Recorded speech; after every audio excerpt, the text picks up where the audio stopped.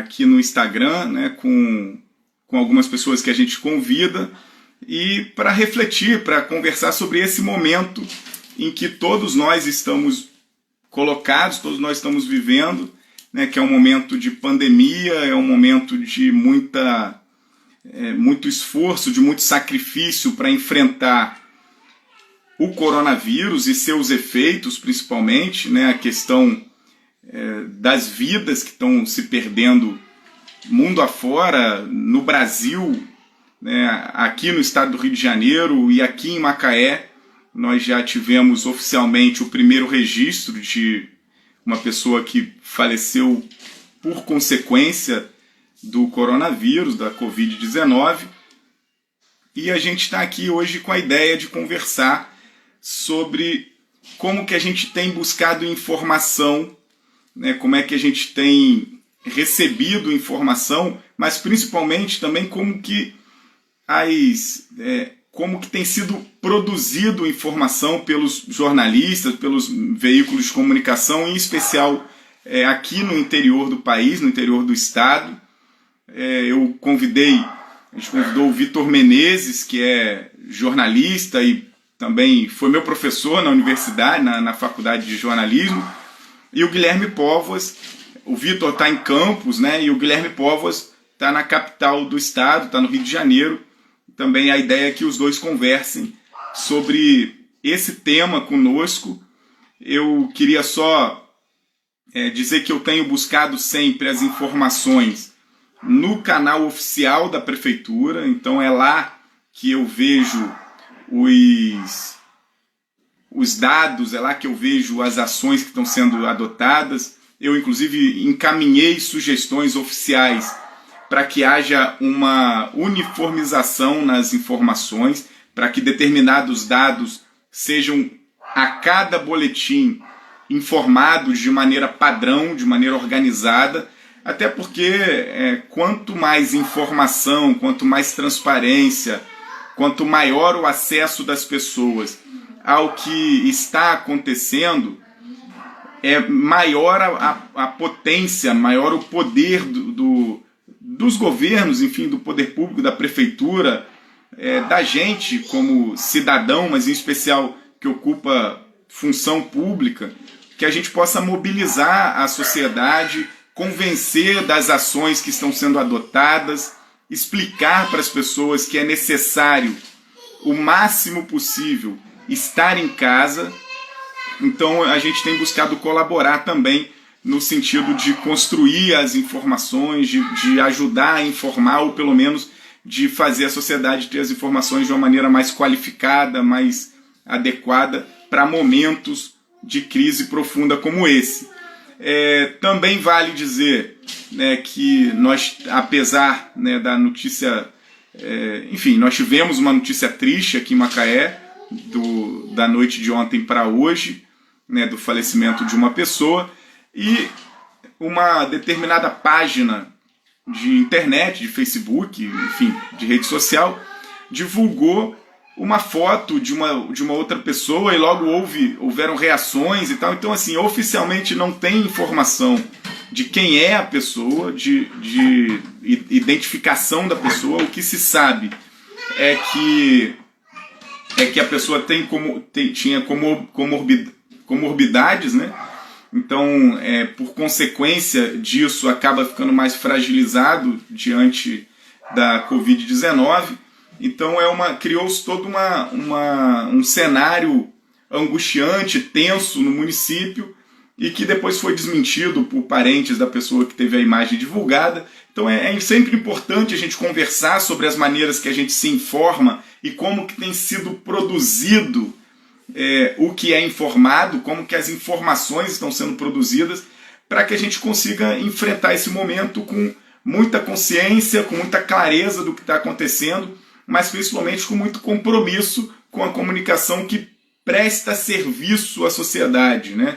Uma comunicação com prestação de serviço, e isso muitas das vezes a gente vê fragilizado em momentos de muita sensibilização social, né, de muita apreensão coletiva, e a gente espera que nessas conversas a gente possa colaborar para que seja melhor o ambiente da comunicação para todo mundo. A gente defende que seja um ambiente saudável em todos os momentos, mas principalmente em momentos como esses, em que eu tenho certeza que todo mundo está buscando informação, todo mundo está apreensivo, todo mundo quer saber o que está acontecendo, e então a gente vai conversar sobre isso aqui. Vamos lá.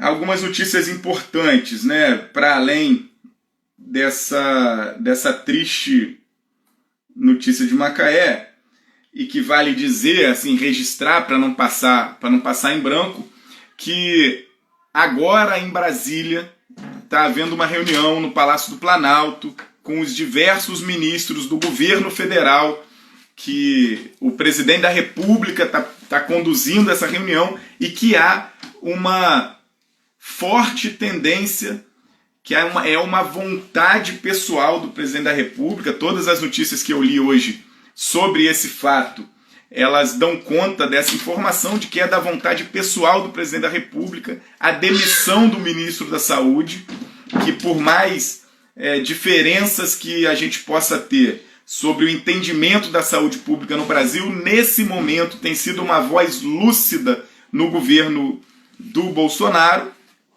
e há um sério risco de hoje ainda ser anunciado a demissão do ministro da Saúde, e a gente está aqui também acompanhando essa informação. A gente pode conversar um pouco sobre isso também, já dizendo que, se isso acontece, a gente fica numa crise ainda mais profunda, porque a gente não vai saber o que vai acontecer daqui para frente na condução do país no enfrentamento à pandemia, que nós estamos vendo as linhas, né, as curvas de registros de dados, tanto de infectados quanto de mortes, se elevando aqui no Brasil, e a gente vê um governo federal que não fala a mesma língua, que tem dificuldades para se entender e para respeitar as medidas que estão sendo adotadas por governadores, prefeitos, pelo Brasil afora, inclusive aqui, e isso fragiliza todo o nosso esforço para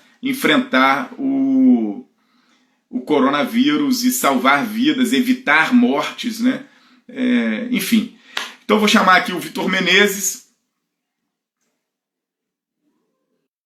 Vamos aqui começar com o Vitor Menezes. Macaé, o jornal Debate, dizendo que aglomerações nas agências bancárias continuam, e de fato continua. Eu ainda eu tive que ir hoje, desde cedo, no centro da cidade, para tratar de determinadas questões da proteção social, da assistência às famílias que estão precisando agora de cestas básicas, de apoio. Então, estou tentando construir uma articulação institucional, central, para que aconteçam essas distribuições, para que não fique exclusivamente feita por pessoas aleatórias, e isso, na minha avaliação, fragiliza o atendimento àqueles que realmente mais precisam.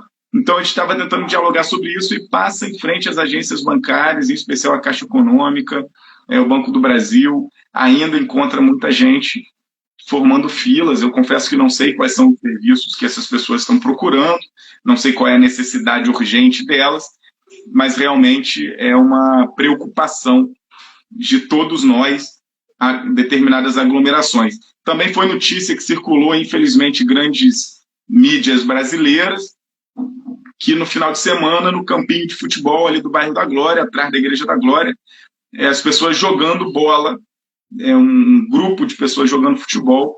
Isso pegou muito mal, né? Isso ajuda as pessoas a terem uma sensação de que os esforços não estão funcionando, e, pelo contrário, os esforços feitos em Macaé estão funcionando, e a gente, infelizmente, ainda encontra pessoas que estão sem perceber a gravidade, né, sem entender a necessidade do isolamento, da preservação, né, da saúde própria e da saúde dos outros, né? Então é uma medida, uma ação tem consequência direta com a outra, né? Eu estou tentando aqui o Vitor Menezes, gente, mas ele apareceu aqui para mim, mas só que não não estou conseguindo chamá-lo. Eu vou tentar novamente. Bom, remover Vitor. Vou tentar chamá-lo de novo. Vitor Menezes. Vamos ver se agora vai. Bom, queria mandar um abraço a todo mundo aqui que está acompanhando. A gente tem encontrado muita participação aqui bacana de pessoas que a gente tem um carinho, uma admiração e tal. E isso tem sido muito importante para nós também. E vale também lembrar que essas conversas elas ficam registradas tanto no YouTube quanto no Facebook, e aí as pessoas podem acompanhar depois, podem repassar, né, e ajudar a gente a divulgar também. Isso vale, essa conversa sempre vale a pena. Viu, Lívia? Um abraço para você. Lívia, Mariama, Eliette, Carlos Vitor, Amanda, Dodô, Tiago Ferreira, rubro-negro, saudações rubro-negras. Priscila Abreu, Priscila, você está sempre aqui, obrigado por estar acompanhando a gente.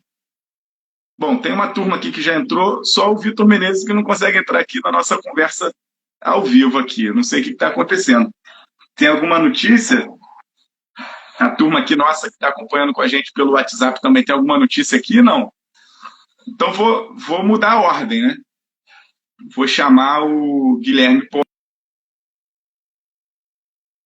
falando sozinho, né? Porque senão a gente falava, assunto para falar tem muito, mas eu vou chamar aqui o Guilherme Povos, que já está... Cadê? Vamos ver se tem uma notícia aqui. Bem. Vitor, vamos tentar de novo. Vitor parece que voltou. Vamos lá. Chamei Vitor, aguardando. Se eu não conseguir Vitor, eu vou para o Guilherme Povos.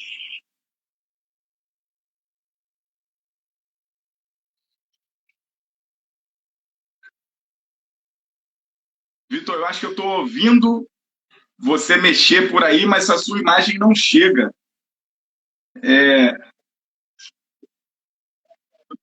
Eu estou te ouvindo, Vitor.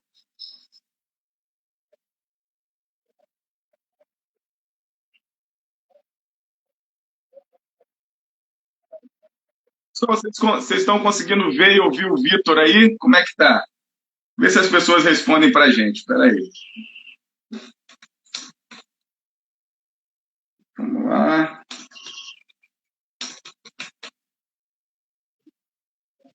Tá te vendo? Ah, não, ela disse que não vê. Ouve, mas não vê.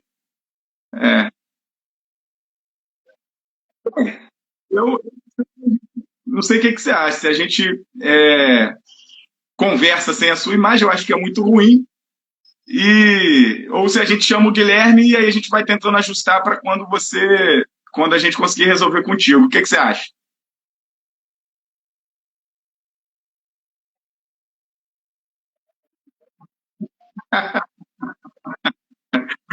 Então, vamos começar conversando aqui, e eu acho que a gente consegue, ao longo, de repente, normalizar. Pode ser? Vamos lá? Tem gente dizendo que não vê e não ouve. Então, vamos seguinte, espera lá. Eu vou te chamar de novo aqui.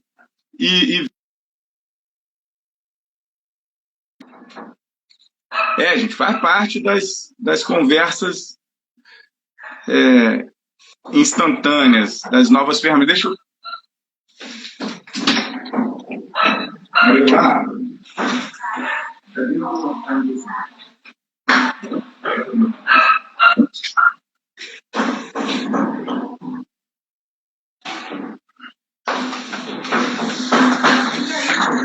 Bem, vamos tentar de novo aqui, Vitor Menezes.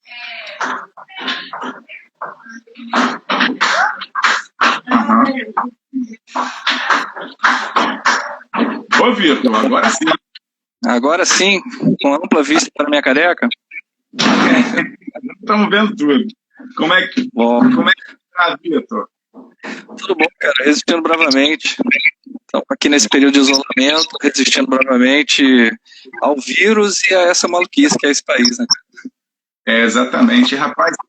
São notícias cada dia mais que nos alarmam enquanto país, né? Porque você vê um esforço de alguns setores e, ao mesmo tempo, você vê um governo central na contramão, falando contra e todos os dias com uma bobagem, ou de propósito para parecer piada, ou mesmo, enfim, tem gente que acha que é inocência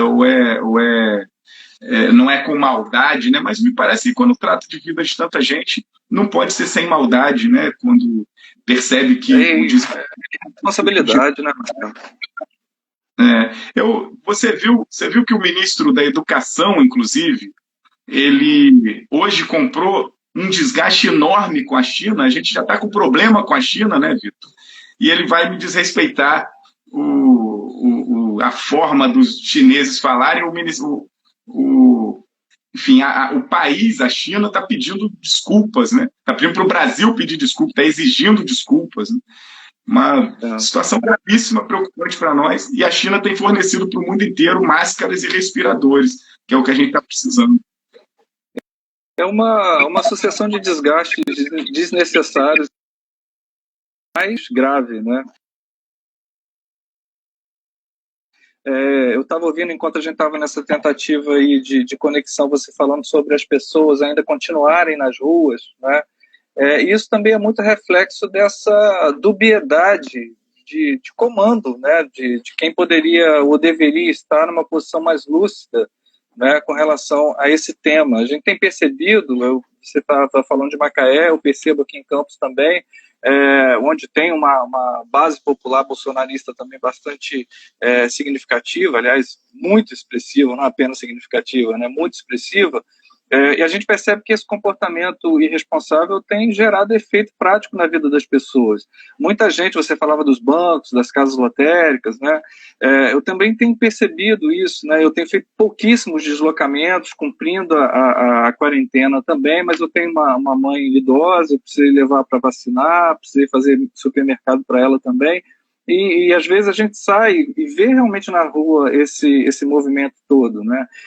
E as pessoas já começando a relativizar a gravidade disso, certamente muito influenciado por esse tipo de discurso oficial, enfim, que a gente tem visto aí com esse nível de responsabilidade, que chega na tarde de hoje, inclusive, nessa situação de trocar o comando da pasta da saúde, né, que é uma situação sui generis num tempo de tanta dificuldade. Se você tivesse numa situação em que o comando da pasta da saúde tivesse dando orientações erradas, tivesse tomando providências equivocadas, né? E olha que nós não estamos aqui para defender necessariamente o Mandetta, que a gente sabe o histórico que ele tem, mas ainda assim vinha se comportando como um ministro numa situação dessa. Se ele tivesse num tipo de comportamento contrário a esse, se justificaria que uma autoridade, no momento crítico decidisse pela sua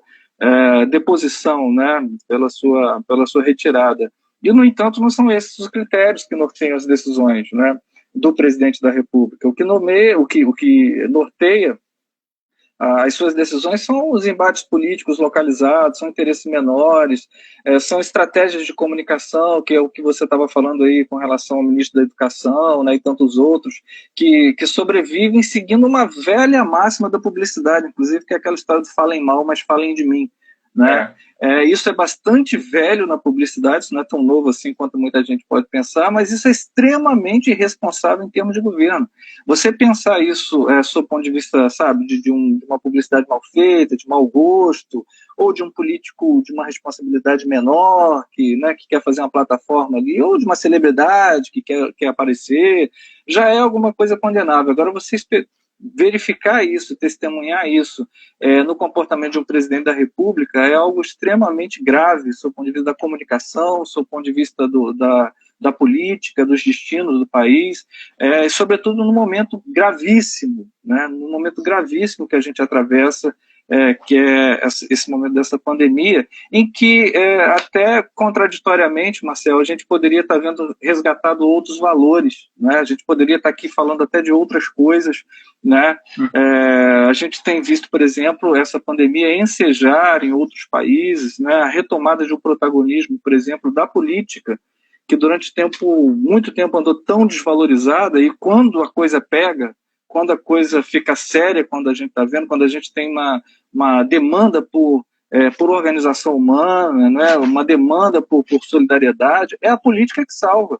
Né, é a política que vai estabelecer de novo esses laços, que vai reconstruir o mínimo de organização para a gente poder enfrentar uma determinada situação difícil, construir pontes, promover o diálogo, né? E isso é a política que faz. A gente vinha numa toada anterior aí de muito elogio da economia, elogio do mercado, o mercado se autorregula, o mercado se resolve, né? O dinheiro resolve tudo, e a gente está vendo hoje que o dinheiro não resolve tudo.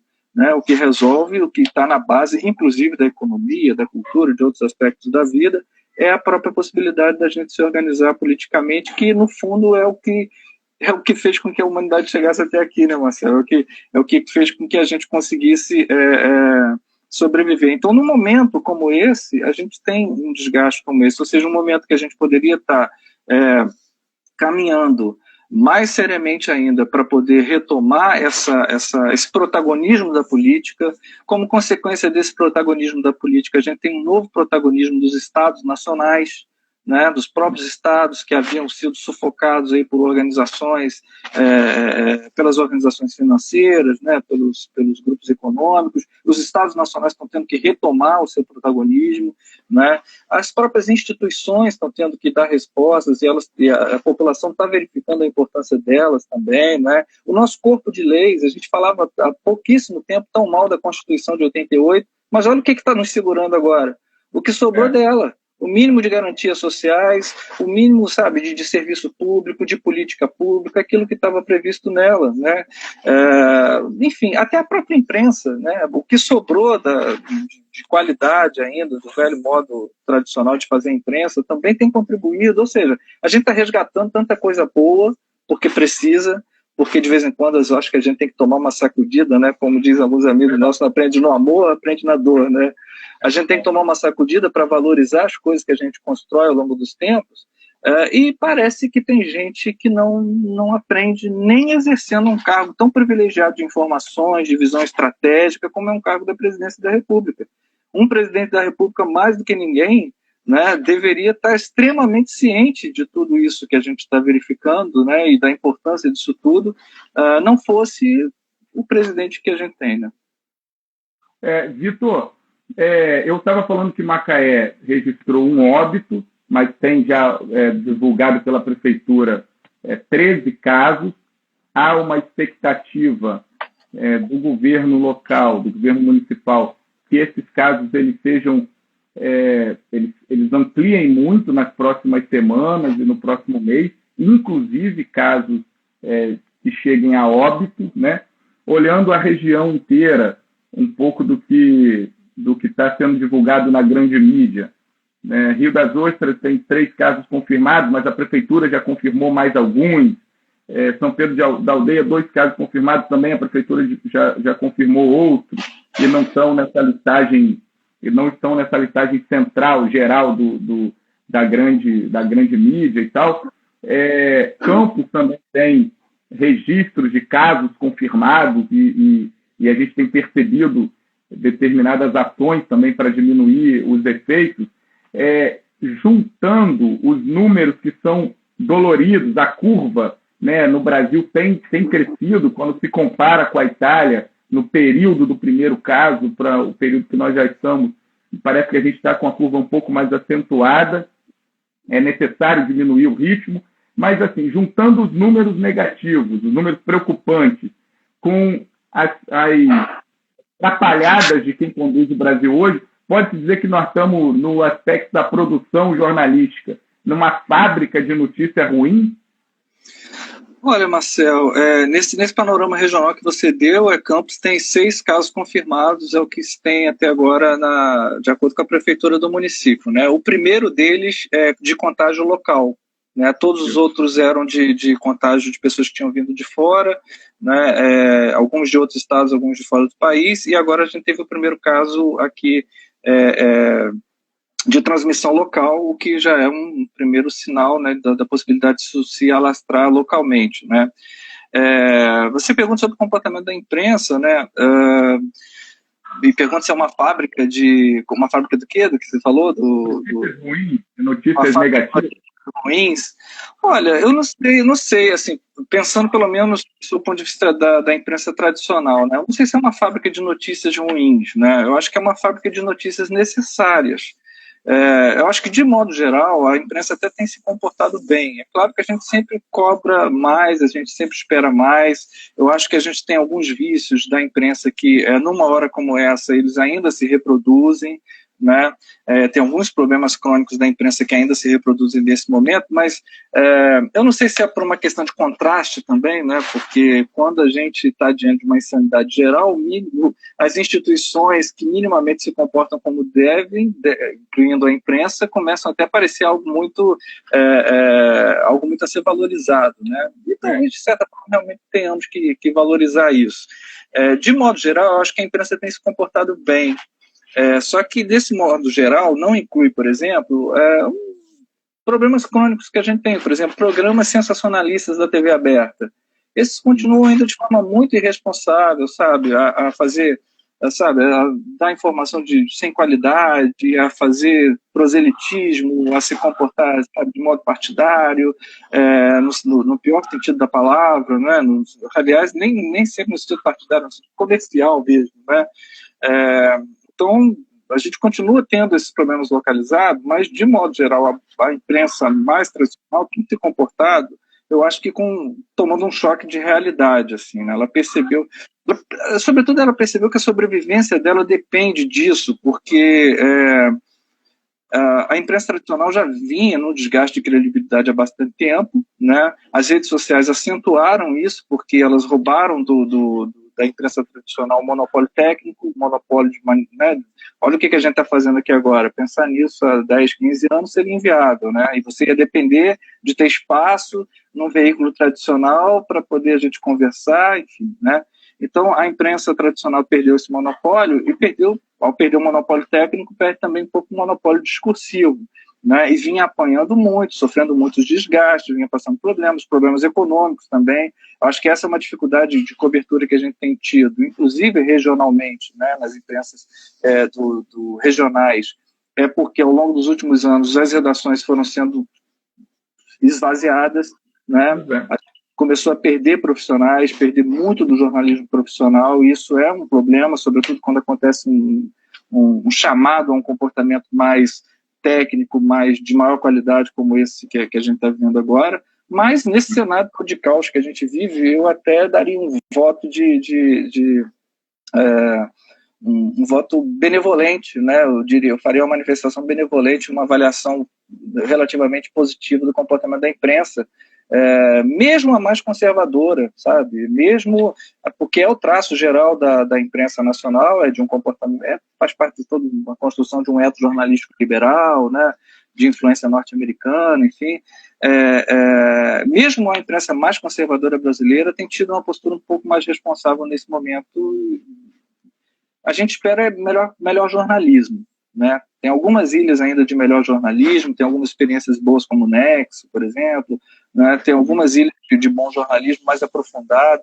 Eu tenho visto, por exemplo, uma diferença de cobertura quando você olha o El País, tanto de lá mesmo, né, quanto daqui. Você olha o enfoque das pautas, a qualidade, a pertinência das fontes, sabe? É um jornalismo melhor tratado, né? Então, assim, é possível fazer crítica se a gente for muito zeloso e detalhista e muito exigente. Sempre é possível e necessário fazer críticas à imprensa. Mas, de modo geral, no caos que a gente vive, ela ainda está cumprindo o serviço primordial, sobretudo separar o que é boato de WhatsApp para o que é notícia de fato, comprovada, com fonte científica. Dá para separar, né, Vitor? Não dá para...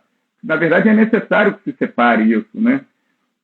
Aqui no interior, aqui em Macaé, em Campos eu acho que um pouco menos, mas também está vivendo um drama como Macaé, que eu já até sugeri para alguns colegas jornalistas aqui que a gente faça alguma coisa, alguma pesquisa em torno da história dos desertos de notícias, de que nós, aqui na região, talvez uma boa parte dessa região, nós estamos virando talvez um deserto de notícias.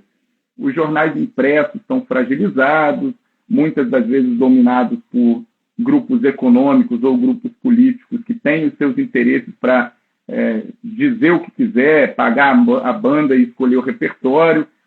E nas redes sociais tem muita poluição, né, Vitor? Então, quais as tarefas do cidadão, da pessoa comum, assim, de cada um de nós, como é que separa, hein? O que você acha que dá para fazer em dois caminhos?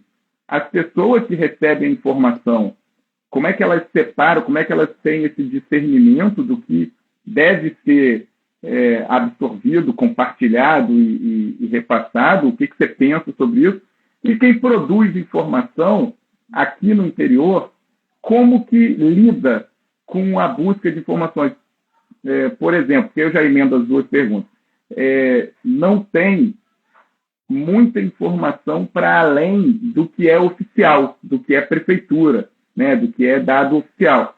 Então, ações de solidariedade, ações enfim, dos próprias articulações econômicas, de como está isso acontecendo nos bairros da cidade e com as associações econômicas, comércio, indústria e tal, a gente não vê muita pauta surgindo.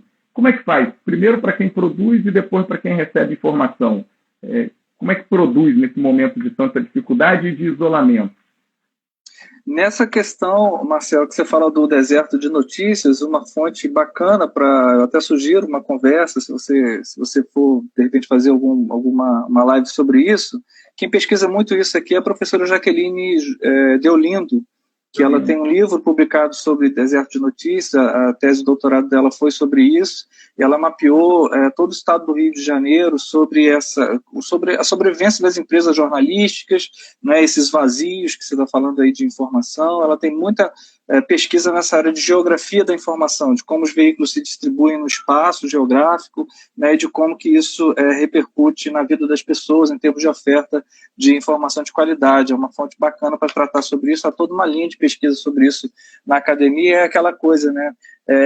A gente precisa ir a essas fontes, né? O conhecimento está lá. Aliás, só um parêntese também sobre isso, né? A gente tem visto aliás, de modo muito justificado, né? Muito conteúdo jornalístico tratando, se relacionando com fontes da área das ciências exatas, das áreas médicas, né, que realmente é uma fonte primordial num momento como esse, mas também é hora do jornalismo ouvir muita gente das áreas de ciências humanas, né, porque esse pessoal tem muita coisa para dizer sobre o comportamento da sociedade num momento como esse, né, muita pesquisa aí já foi feita e muita coisa que pode ser revelada também sobre o que a gente está vivendo. Essa questão Sim. que você coloca, né, sobre a situação dos meios de comunicação aqui, né, sobre como separar uma coisa do outro, acho que você tem razão sobre esse diagnóstico, sobre o fato da gente realmente estar numa situação de precariedade preocupante, né, de estrutura, de comunicação. Realmente foi se criando esse tipo de vazio. E aí você pergunta como que as pessoas podem lidar com isso, né, do seu ponto de vista, né, de quem recebe essa informação.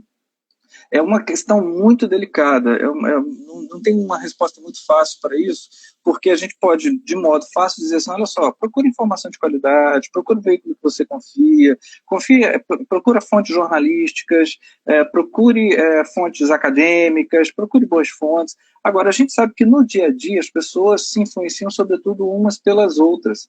A gente sabe que a opinião de um primo, de um irmão, de uma irmã, de uma mãe, de uma filha, sabe, tem um peso da nossa visão de mundo, né, no contexto que a gente vive.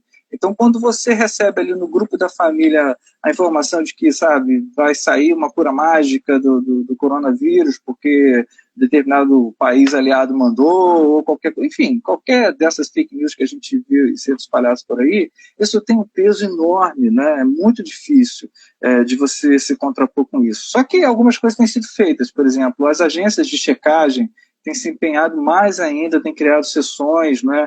Por exemplo, o Projeto Comprova, outros têm criado sessões específicas por causa do coronavírus. A gente tem visto também até as próprias plataformas de redes sociais, a gente teve posts do presidente da República retirados, né? Então, a gente está vendo as próprias plataformas de redes sociais, Facebook, Twitter, Instagram, se preocupando com isso também, se preocupando em não servirem de palanque, né, para essas maluquices que têm aparecido por aí. A gente tem tido muitas iniciativas boas nesse sentido da própria imprensa também, né, projetos, enfim, a gente tem tido, mas é uma luta bastante inglória, porque é como se você precisa entrar nesse diálogo todo que acontece assim, no burburinho do dia a dia, né? Como se fôssemos usar uma analogia antiga, seria como você mergulhar nas fofocas das pessoas e dizer, olha, não é bem assim, né? Interromper a fofoca e falar, gente, peraí, a gente está falando de uma coisa, mas não é bem isso, né? Eu acho que as pessoas que têm um papel, e aí não é só um papel de jornalista nesse momento, não, acho que é um papel de todo mundo que tem um mínimo de responsabilidade, seja no seu grupo social, digital ou não, no seu grupo de pelada, que agora não está podendo acontecer muito, né? Mas o grupo da pelada que sobreviveu no WhatsApp, né? As pessoas que têm o mínimo de lucidez, né? Eu acho que elas têm um papel extremamente importante nos grupos em que elas atuam agora, né? Porque elas são realmente quem consegue validar e quem consegue compartilhar, quem consegue dar uma informação que acaba motivando algum tipo de ação de uma pessoa muito próxima. Então, se eu sou uma pessoa que na minha família consegui estudar um pouco mais, eu sou uma pessoa que tem um pouco de lucidez com relação aos temas, consigo ter essa visão, não adianta eu ir para a minha família e começar a bater boca com a minha família, não, porque isso não vai resolver, né? Eu começo a alimentá-la de outras fontes, eu começo a dar, sabe, outros toques, né, para começar a quebrar isso de baixo para cima, sabe? Eu acho que é uma forma da gente de tratar disso. Esse outro ponto que você coloca sobre como lidar somente com as informações oficiais, né? Esse é um problema, né? Porque se por um lado é verdade que o jornalismo se alimenta de fontes oficiais para que tenha o mínimo de garantia de que essas informações são corretas, por outro lado, a gente sabe que o mundo oficial também é feito de interesses, de disputas, então é preciso ter desconfiança também com relação ao mundo oficial. Isso é papel do jornalismo, né? Então, por mais que a gente tenha uma imprensa regional que está muito, às vezes, amordaçada ou por dependência econômica, ou por falta de estrutura, né? O que quer que seja, o jornalismo que ainda existe, ou os jornalistas que ainda conseguem resistir bravamente. Aliás, eu sempre achei que esses são os heróis do jornalismo.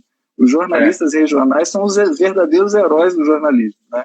Esses jornalistas que estão tentando fazer jornalismo sério nas cidades médias e pequenas, a responsabilidade deles, nesse caso, está ainda mais elevada ainda, né? Porque precisa lidar com a fonte de informação oficial, mas também precisa manter aceso um velho preceito do jornalismo, que é o da desconfiança, da incredulidade. Faz parte das nossas virtudes profissionais sermos incrédulos, céticos, né? Porque a gente precisa desconfiar também das fontes oficiais e buscar outras formas de confirmação para algumas coisas, fazer jornalismo investigativo. Tudo bem você divulgar lá que a tua prefeitura está dizendo que tem X casos, mas espera aí, a documentação dos hospitais, fontes extraoficiais dos hospitais, sabe? Os grupos médicos podem aparecer, mas podem falar, né? Tem que continuar investigando, buscando outras fontes também para se contrapor esse mundo oficial, mas não para fazer sensacionalismo, né? Para fazer, para dar informação comprovada sobre alguma coisa.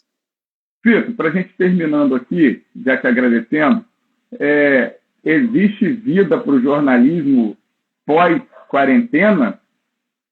Eu acho que sim, eu acho que existe vida para o jornalismo, existe vida para todos nós também. Eu acho que a gente tem que continuar seguindo bravamente. Tem um amigo comum nosso, né, jornalista também, o Jorge Rocha, que diz que o jornalismo morreu, e aliás faz muito tempo que ele diz isso, né?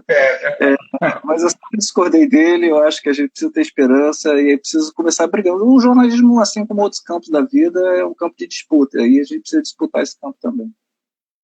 Isso, Vitor. Aqui, te agradeço muito. Gente, o Vitor foi meu professor na universidade, mas a gente é companheiro de muita luta, né, Vitor? E sempre que a gente precisar, a gente vai te chamar aqui para a gente conversar. Fiquei feliz quando você teve aí a disponibilidade de conversar aqui com a gente. É um tempo que a gente está separado, isolado, né? Mas dentro do possível a gente precisa estar se falando, estar trocando informação e fazendo esse exercício de resistência através do diálogo distante, mas com muita esperança no que há de vir, né? Temos que ser melhores na comunicação, mas também no afeto, na organização, na forma de enfrentar a vida daqui para frente, na própria economia, né? Enfim, que a gente consiga superar esse tempo com mais virtudes do que com dores, né? Sim, Obrigado. sem dúvida. Eu agradeço. Um abração para você e para todo mundo que acompanhou aí. Valeu, um abraço. Vou chamar o Guilherme.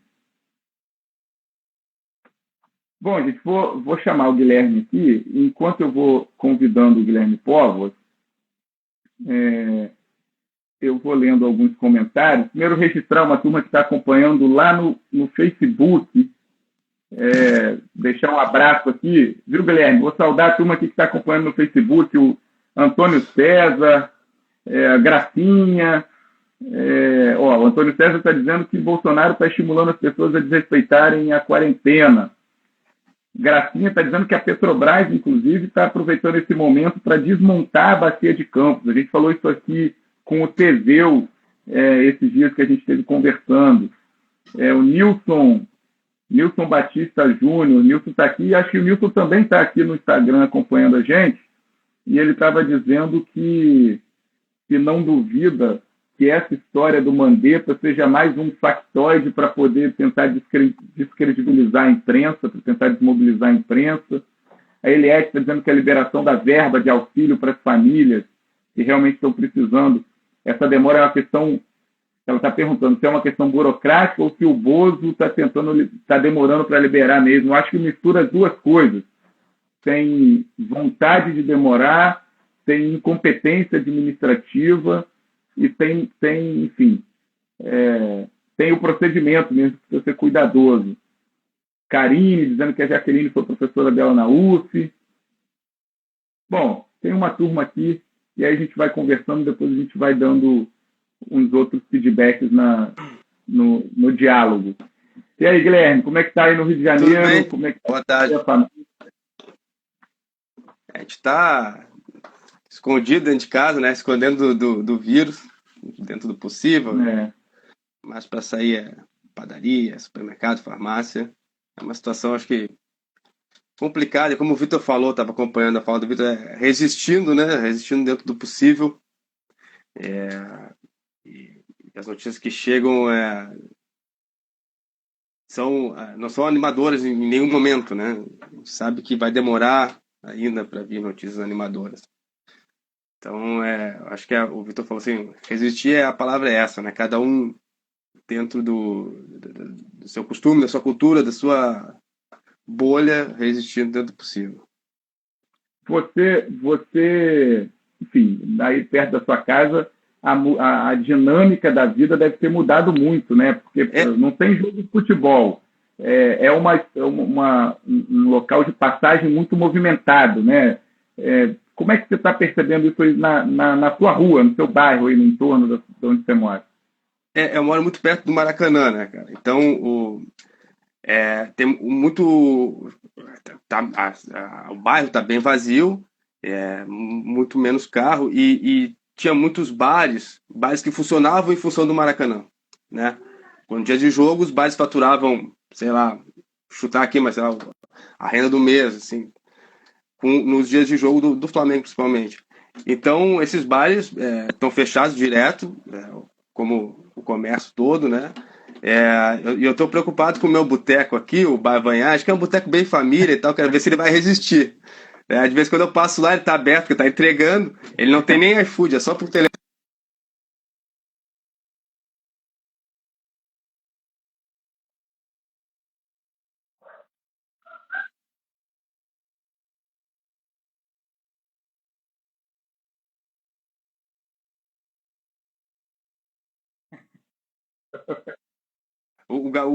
Eram sempre dois garçons, um já não está mais lá, e o garçom que servia está fazendo teleentrega, né? Então é complicado. Como é que você tem buscado informação nesse tempo de quarentena, Guilherme? Como é que você tem buscado aí enfim, ler, se informar, repassar a informação? Como é que você está tentando fazer? Eu tenho misturado assim o que eu busco de informação na grande mídia muito, porque eu estou gostando, eu estou gastando muito meu tempo avaliando como que a mídia comercial, a grande mídia, enfim, como quiserem chamar, vem se comportando neste momento, tá? E até eu quero fazer uma avaliação, porque amanhã é dia do jornalista, né? 7 de abril. E hoje de manhã eu bati um papo com a Zequinha, que é presidente da FENAGE, né? Federação Nacional dos Jornalistas. Falei que ia conversar com você aqui, o vereador lá vereador de Macaé. E ela trouxe assim, a ideia de que como o papel da imprensa profissional nesse momento fica mais evidente, né? Mais preponderante, mais importante. Você bateu um papo com o Teseu, né, que é o coordenador do Sindipeto, foi no sábado, se eu não me engano, e vocês conversaram sobre como o sindicato é um serviço que é fundamental para os trabalhadores e a imprensa também, né, nesse momento. Então, a minha avaliação, até casando um pouco com o Vitor conversou aí, falou com vocês, tem um avanço, eu acho, da imprensa da grande mídia que resolveu que agora tem que fazer jornalismo e ponto. Eu acho que tem muitos erros ainda, mas resolveu fazer jornalismo. Porque não tem por onde fugir. Orientação de isolamento. E a Globo News, por exemplo, está toda hora... eles procuram botar vários infectologistas diferentes, não sempre os mesmos, né? Como se costuma fazer, para mostrar que naquela passar a mensagem, todos estão falando a mesma coisa, né? Todos estão falando pelo isolamento. E eu acho que até mesmo os governantes não têm para onde fugir. O Witzel saiu de uma crise da água, onde ele, com aquela história da água de Geosmina e tal, onde ele atuou muito mal e vem se saindo não muito bem, mas também não está fazendo as bananadas do Bolsonaro, por exemplo, né? Os governantes também não tem muito para onde fugir. Tem que fazer o possível, exceto o nosso presidente, que está nessa aí, mais um erro grave que pode matar muita gente, né, do Bolsonaro. Guilherme, acho assim, que a gente, na verdade, tem visto, pelo menos na comunicação mais tradicional, um esforço de repercutir informações, dados, né, números, falas de especialistas, infectologistas, enfim, e também muito do que está acontecendo no mundo inteiro. Ontem, quando a rainha da Inglaterra faz uma fala, que quando a rainha da Inglaterra faz um pronunciamento assim, em rede pública, praticamente para o mundo inteiro. É quase quando o Papa Francisco faz uma fala, enfim.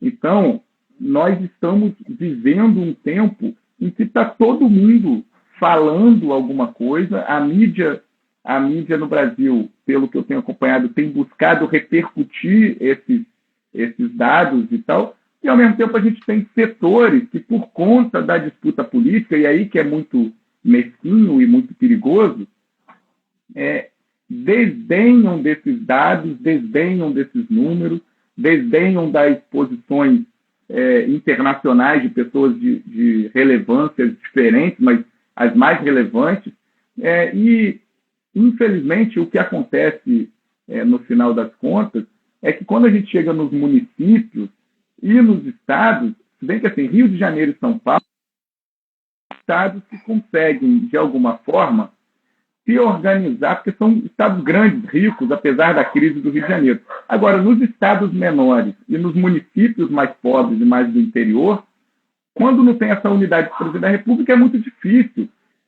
O que a gente tem visto de esforço aqui em Macaé, vou falar de Macaé para não correr o risco de cometer injustiça, de não citar outros municípios vizinhos, mas é muito ato profissional, né, de servidores, das áreas essenciais está funcionando, está disponível, e a gente preocupado porque a gente percebe que as pessoas não estão aderindo aos apelos, não estão entendendo a gravidade, e no final, hoje eu fiquei muito sensibilizado com uma imagem de um sepultamento em Belo Horizonte, em que o próprio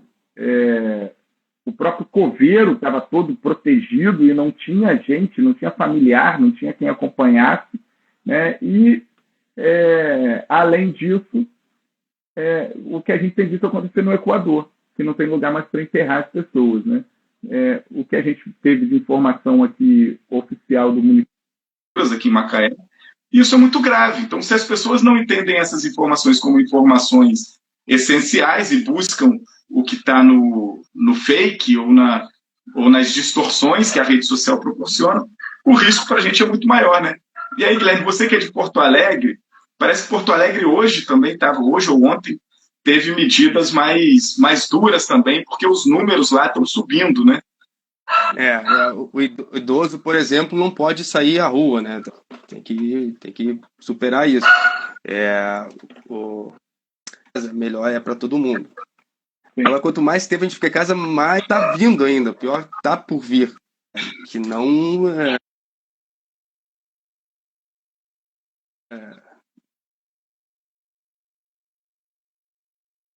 ir para a rua, crescendo ainda, o gráfico ficou tão importante, né? Para a gente jornalista é meio complicado entender. Nos últimos meses, em especial, há um acirramento maior da institucionalidade brasileira, assim, do governo central do Brasil, contra a comunicação, contra os jornalistas. Então, assim, eles criaram uma forma paralela para se comunicar com as pessoas, e aí tem gente que chama de gabinete do ódio, enfim, eles criaram uma maneira paralela de se comunicar com as pessoas, nem sempre pautados por aquilo que é verdade ou pelos dados adequados, e na véspera do Dia do Jornalista, né, a gente conversando sobre isso, e realmente o que você comentou nos chama muito a atenção, porque o que hoje pode dar caminhos adequadas é estar bem informado, estar bem atores. Então, não tem salvação para a economia, por exemplo, se a gente hoje retira qualquer possibilidade de daqui 2 ou 3 meses, quando retornarmos, os trabalhadores terem os seus salários garantidos, terem os seus direitos garantidos, terem condições, inclusive, de retornar ao consumo básico do que eles estavam acostumados para recuperar a economia e tal. E a comunicação é isso, os jornalistas. Hoje, se não tiver credibilidade naquilo que é informado, a gente não sabe o que fazer, e o efeito é muita gente morrendo por conta da desinformação, né? É aquilo, desinformação também mata, e esse é um período em que me parece que isso está bem coerente, né? Um exemplo disso aí é agora essa notícia que não é notícia, Bolsonaro, porque realmente ele já está decidido por isso. A gente sabe, o Bolsonaro ele larga informações para a imprensa que depois não se confirmam, faz de propósito, até para depois falar, a fake news, a imprensa dando fake news. De repente ele está preparando esse presente para no dia do jornalista, para os jornalistas largando uma... E quem espera que seja mesmo, que de fato mentira. Ele não demita, né? Que seja mentira, de fato ele não demita, porque está minimamente... fazendo algum trabalho, né? Apesar de ter demorado para comprar os testes e tudo mais. Mas quando o Mandetta começou a aparecer mais, assim, tinha um meme que rolava na internet, isso que está virando verdade, né? É uma brincadeira. E é impressionante como é que as pessoas avaliam positivamente a conduta do ministro. Ele falou, primeiro ele desrespeitou os jornalistas há 2 semanas atrás, foi um absurdo danado, mas ele deixou claro ontem ou anteontem que... Porque assim, o ontem, o anteontem e o hoje, para quem está nessa confusão de quarentena, está meio confuso, né? Tá meio diferente de achar. Mas ele disse o seguinte, que é um autorretrato, né? É um autorretrato. Ele ofendeu o repórter da Folha de São Paulo, que algumas pessoas que estavam do lado dele, um louco que não tem a imensa, como um todo, é grande por várias razões, vão fazer, cada um na sua maneira, atos, notas, repercussões que valorizem, e é fundamental isso, né? Preponderância fundamental, né, no meio de uma pandemia que morrem milhares de pessoas. Eu brinquei com o Vitor aqui perguntando se existe vida para o jornalismo depois da pandemia, pós-quarentena. Você acha o que, Guilherme? E por onde a gente vai achar isso? Eu acho que o jornalismo vai sair melhor dessa quarentena, vai sair dessa pandemia melhor, né? Já está se repensando e acho que muita coisa vai melhorar. Muita coisa vai melhorar. A gente vai reler muita coisa, vai repensar algumas instituições, e o jornalismo é uma delas, que vai ficar mais focado, mais conciso no que tem que ser, na informação, na valorização da informação e nas narrativas. Você também falou com o Vitor sobre esse deserto de notícia, né? De notícias. Um vácuo de informações, mas as histórias estão aí, as histórias estão em Macaé, estão em Campos, estão em Casimiro, Rio das Ostras, elas estão em todos os lugares, né? E então talvez falta quem traga isso de uma maneira centro, na rodoviária, estão acontecendo. Sim, assim, muita coisa boa sendo produzida também de informação, né? O que você sugere para a gente? E aí você, na verdade, temos 20 segundos aqui até para nos despedirmos aqui. O que você sugere para a turma ler? E aí você já dá um tchau para... Tempo. Não é de um jornalista, é o livro Amor nos Tempos do Cólera.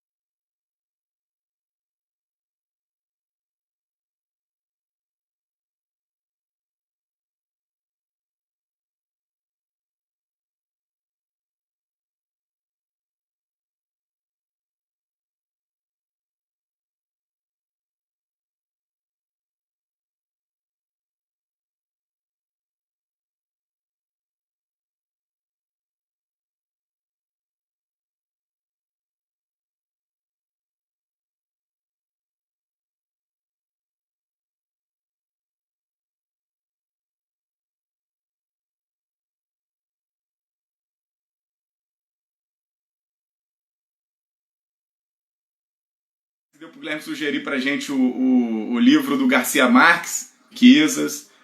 Não dá mais para ter esse mesmo método. E se o Guilherme voltar, a gente chama ele aqui, mas eu acho que...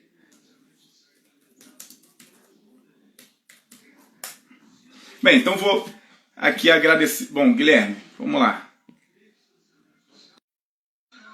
Guilherme chegou aqui.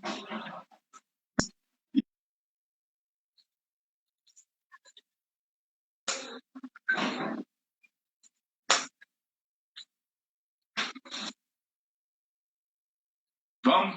Voltou ou não? Estou chamando ele aqui no WhatsApp também. Peraí. Que tem uma certa relação com o período que a gente está vivendo, com a necessidade de determinadas reflexões de comportamento. Enfim. Beleza. Agradecer Guilherme, agradecer Vitor Menezes, e a gente vai mantendo esse ritmo aqui de diálogos periodicamente, a gente vai divulgando e convidando vocês. Agradecer todo mundo que acompanhou até aqui, e até a próxima, se cuidem, as nossas infelizes notícias aqui no município estão só começando e a gente espera que sejam as menores possíveis, sejam menos números negativos possível, e por isso precisamos do esforço de todo mundo, viu? Um abraço, obrigado a todo mundo, valeu, Moté, Marta Menezes, Maria Luísa Bacari, Maria Luísa Quaresma, Viviane, tem um Golosov aqui, que o R eu não estou conseguindo ver a foto, que está curtinha, pequenininha, Wesley, enfim, Guilherme, Vitor Menezes, valeu, obrigado, gente, e vamos nos falando, e até a próxima aí. Um abraço.